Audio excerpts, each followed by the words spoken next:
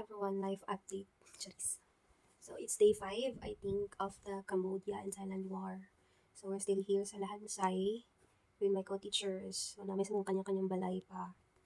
And as of now, wala mo yung madungan na buto-buto. And something flying shimmering sa langit. Pero kaganina ito kusog kaayo as in.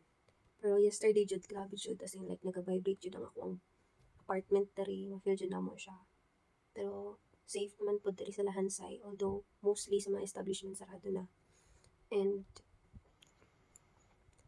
wala lang. So, mag-evacuate me soon pag worst na jud ang scenario, like hindi jud mabangbang.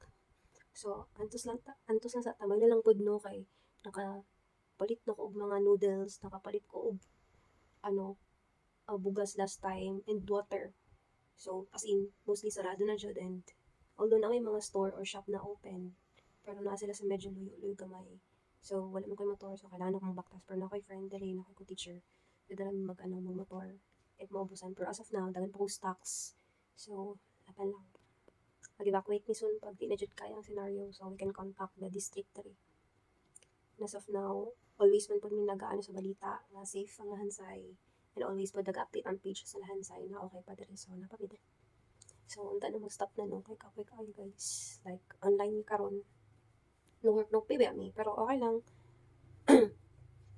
Since online class mi, so for sure, nadya ko may sahod. And, laban lang jud. Like, nahimo na naman sound trip ang tingog sa mga galupad-lupad. No, scary siya, pero syempre, we need to be strong in times of tough times and worst situation. We need to pray always. Syempre, wala jud tag-stop og prayer.